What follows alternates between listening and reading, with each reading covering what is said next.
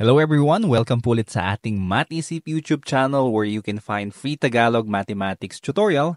And our goal here in this channel is to make math easier to understand. Kung first time mo po dito sa ating channel, I encourage you to click the subscribe button para po updated tayo sa mga susunod pang mga lessons.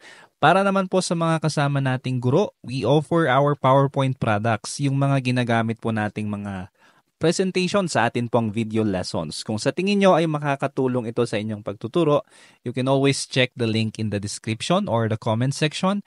Send us a message and like our Facebook page. These materials can save our time and this can all be editable according to your classroom needs. Alright, so without further ado, let's now proceed with our lesson. Okay, so our lesson for today is evaluating algebraic expressions.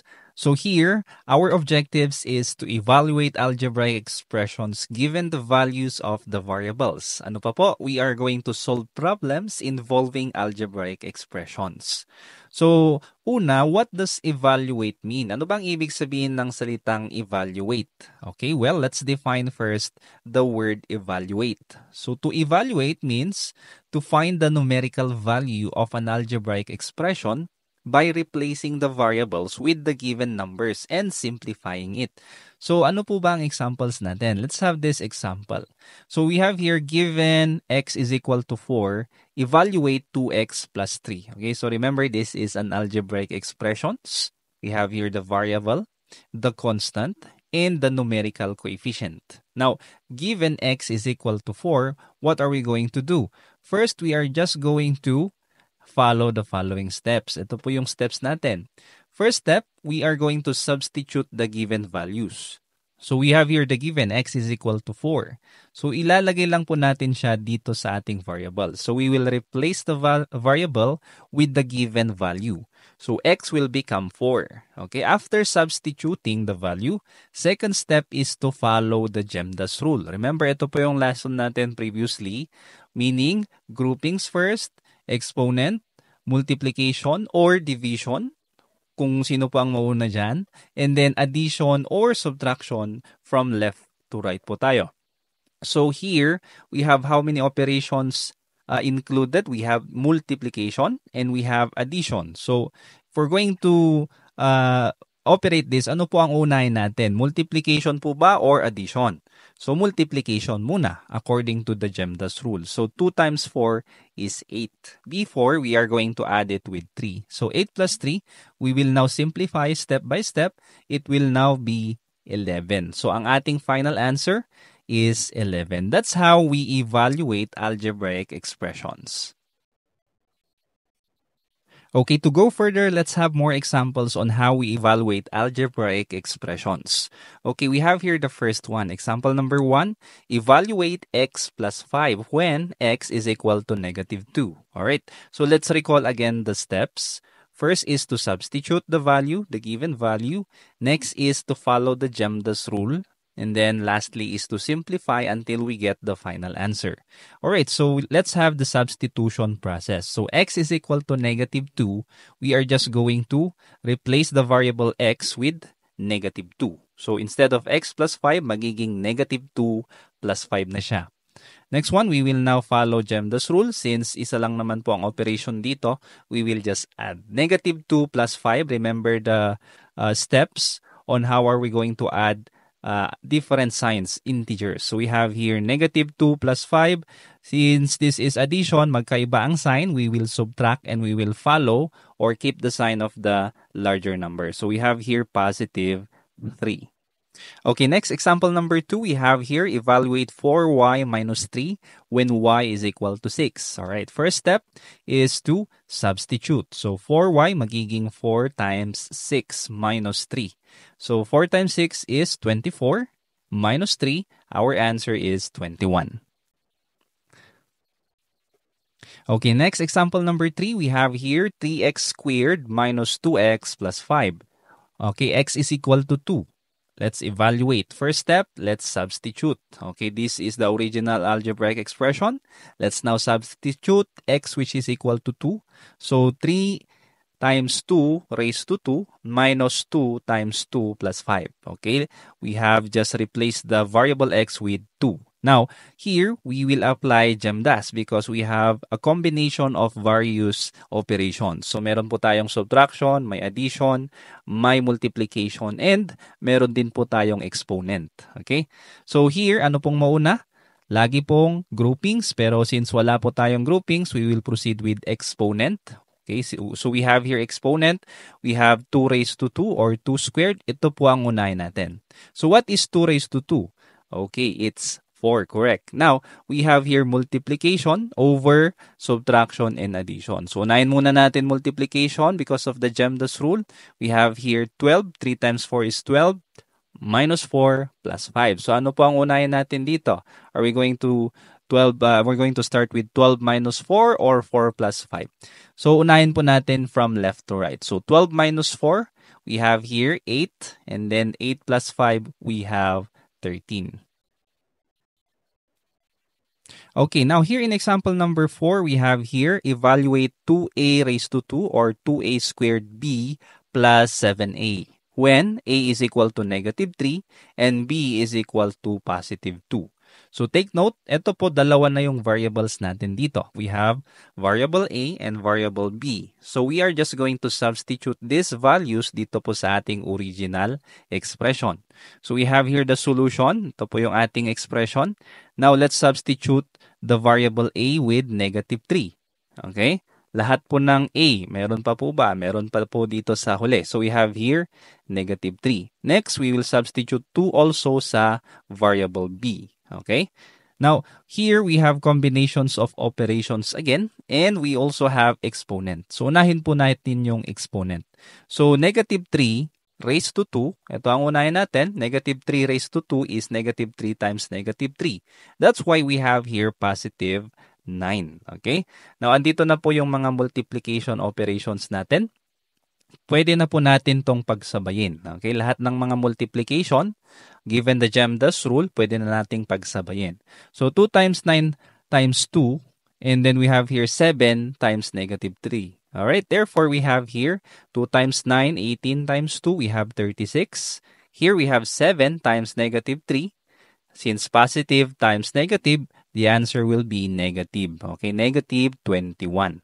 Okay, here, nakaparenthesis po yung ating negative integer. Pero, pwede rin po natin siyang isimplify by making it negative. Okay, so magiging 36 plus negative 21, magiging 36 minus 21 na po siya. Okay, bakit po? Remember, in adding integers with different sign, we just subtract and then get the sign of the larger number. Pag ganito naman po, I can teach you another way. Here, you can just multiply the operation, okay, by the sign of the second integer. So, we have here positive, and then we have here negative, okay, plus sign ito, but we can say this is positive, and this is negative. If we multiply, it will become a negative. So, ito po ay shortcut method lamang. Hindi po talaga ito yung rule. Pero, pwede po natin siyang i-apply. So, 36 minus 21, it will now be positive 15. Okay, for our last example, example number 5, we have here, evaluate p squared plus q over r. Okay, when p is equal to 4, and q is equal to 6, and r is equal to 2. So, kung napapansin nyo, tatlo na po yung ating variables. So, here we also have a fraction. Okay, nasa taas po yung ating mga variable. Meron din pong variable sa denominator. Okay, so what are we going to do? First is to substitute. So, p squared plus q over r, magiging 4 squared plus 6 over 2. And then we will proceed with GEMDAS. Ano pong unahin natin dito? We will always start with grouping. Okay? When it comes to fraction, ganito po siya. Kung ano po yung nasa numerator, isang group po yun. Okay? Kung ano po yung nasa denominator, isang group din po yun. So, we always start with the numerator. We will simplify the group here in the numerator, and then kung meron pa pong kasama yung nasa denominator, ganun din po isi-simplify. However, here isa lang po yung nasa denominator natin. So here we will start with the numerator. Meron po tayong exponent 4 raised to 2. Unahin po natin to. So magiging 16. Remember, 4 times 4 is 16 plus 6 and then over 2.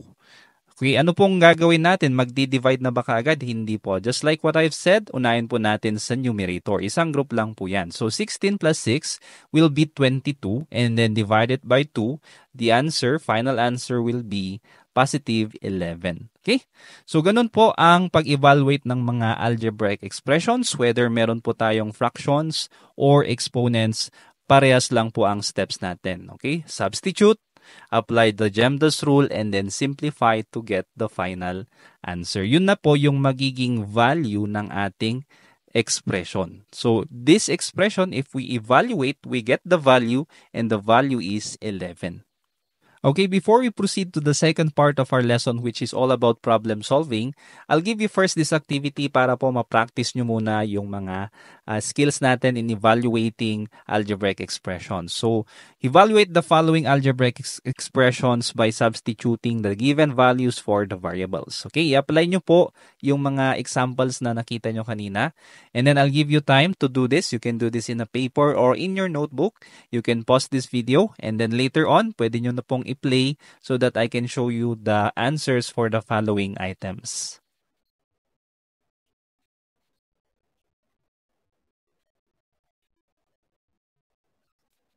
Okay, at this point, I believe you are now ready to check your answers. Now, I'm going to show you the answers. For number 1, we have here 11. For number 2, we have here 28. Number 3 is 15. Number 4 is 26. And number 5 is positive 6. Okay, so I hope ginawa nyo din po pati yung solution. Try to check your answers and see kung ano po yung kailangan nyo pang i-improve. Alright, let's now proceed sa atin pong second part ng lesson, which is solving problems involving algebraic expressions. I'm going to give you again series of examples and then later on, kayo naman po ang sasagot. Okay, let's have number 1. Okay, ito po ay real-life application ng ating algebraic expression. Okay, so let me read. The total profit from selling X units of a product is given by 20 pesos X minus 200 pesos. Evaluate the total revenue when 15 units of the product are sold. So we have here the algebraic expression 20X minus 200. Okay? So ang ibig sabihin lang po nito is yung bawat X or yung bawat unit ng product ay 20 pesos po ang kanyang cost. Now, minus 200 pesos, meron po tayong constant na 200 pesos na naibabawas po sa ating profit. Okay, so let's evaluate the total revenue when 15 units of the product are sold. So, by the way, ito pong ating problem na ito, given na po yung ating algebraic expressions. So, later on, mamaya may makikita po kayong mga examples na walang given na algebraic expression. Okay, but for now, let's use this expression. So, 2x minus 200. So, solution, given x is equal to 15, our solution is 20x minus 200. First step is to substitute. Gagawin po nating 15 yung ating variable x. So, magiging 20 times 15 minus 200. So, 20 times 15, we have 300 minus 200. Since meron po tayong Gemdas rule, mauuna ang multiplication before subtraction. So, 300 minus 200, we will get 100 pesos. Ito po yung ating final answer. Okay, example number 2. The total distance traveled by a car is given by the formula 50t plus 100, where t or the variable t represents the time in hours. Evaluate the total distance traveled when the car has been driving for 3 hours. Okay, so yung t, it means time. And here our given is t is equal to 3 hours. Okay, so the solution, we just substitute it in our algebraic expression. Magiging 3 yung ating t. So 50 times 3 plus 100. So 50 times 3, we will get 150 plus 100. Our final answer is 250 miles. Okay, let's have example number 3. Let me read. A pizza restaurant charges 10 pesos for each topping added to a pizza worth 300 pesos. Evaluate the total cost of a pizza with 4 additional toppings. So, dito po, meron po ba tayong nakikitang algebraic expressions? Okay, wala po. Meaning to say, we are going to make the algebraic expressions. We are going to translate basing from the word problem. So, kailangan lang po nating intindihin yung problem para po magawa natin yung algebraic expression. Alright, so first, meron po tayong pizza restaurant and then meron pong 10 pesos na bayad or charge sa bawat isang topping. Topping lang po ang pinag-uusapan dito. Ano po ba yung mga toppings ng pizza? It can be the pepperoni or yung mga cheese or any kind of toppings na dinadagdag doon po sa ating basic na pizza. Ngayon, yung pizza po na basic is worth 300 pesos, yung wala pa pong toppings. Now, evaluate the total cost of a pizza pag meron ng 4 na toppings. So, our given here is each pizza costs 300 and each topping costs 10 pesos. Now, our solution, we will make the algebraic expression. So, it will be 300 plus 10x. So, saan po galing yung 300? Yun po yung worth ng isang pizza. Okay, yun po yung regular pizza or yung basic pizza. Now, ano po yung 10x? 10 here is the 10 pesos charge for each toppings. And then, the variable x here represent the number of toppings. Okay, so kaya po 10 pesos per the number of toppings. Now, since meron po tayong 4 na toppings, we will just substitute yung 4 doon po sa ating x, which represents the number of toppings. Kaya magiging 300 plus 10 times 4. So, by using the GEMDAS rule, we will start with multiplication first. We have here 10 times 4, it will be 40. And then we will now add with 300. Therefore, our final answer is 340 pesos. Okay, the last example here is example number 4. The temperature of an oven increases by 20 degrees Celsius every hour. If it started at 100 degrees Celsius, evaluate its temperature after 2 hours.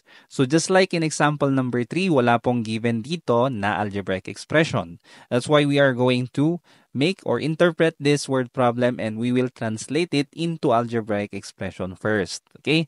So tignan po muna natin yung mga given. Okay, remember, the initial temperature is 100 degrees Celsius. So nandito po siya sa second sentence. Sabi dito, nagsimula ng 100 degrees Celsius. Ito po yung magiging constant natin kasi hindi po ito magbabago.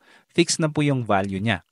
And then, the temperature increases by 20 degrees Celsius every hour. So madadagdagan pa po yan ng 20 degrees sa bawat oras, no?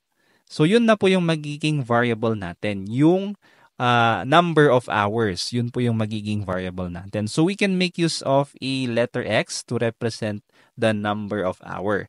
Therefore, our algebraic expression can be 100 plus 20x. 100 po yung initial degree Celsius, yung ating temperature, yung constant. And then we have here 20x. This represents 20 degrees per hour, no? Per hour po yung variable x natin. Since in our problem we have here 2 hours ang tinatanong. Now, ang magiging value po ng x natin is 2. Okay, kaya po magiging 20 times 2. So 20 times 2, we have 40. We add it with 100. Therefore, magiging 140 degrees. Ito na po yung ating final answer. Now, tanong, pwede po bang magkabaliktad ito? Pwede po bang 20x plus 100? Wala pong problema. Remember the commutative property of addition and multiplication. Pwede po yun. Okay, now to test your understanding, we have here an activity B. Okay, here you are going to express the following word problems into an algebraic expressions kapag hindi pa po siya given. And evaluate using the given values. Show your solution. Pero pag given na po yung algebraic expressions, all you have to do is to substitute, apply GEMDAS, and simplify. Okay? Ganun po. Meron po tayong 5 items dito. You can pause this video. You can do this in your paper or your notebook, applying our examples a while ago, and then pwede nyo pong makita yung sagot mamaya. You can just pause this first and then play pag tapos nyo na pong masagutan.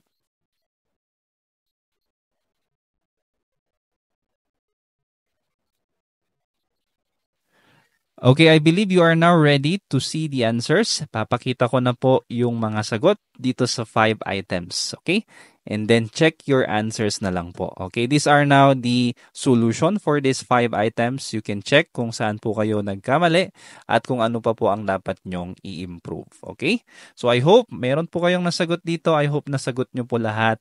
And kung nasagot nyo po lahat, congratulations. Okay? Pag hindi naman po, you can always do better next time. As long as meron po kayong natutunan sa inyo pong mga mistakes. Alright? So, that's it for today. Thank you for listening. See you again on the next video.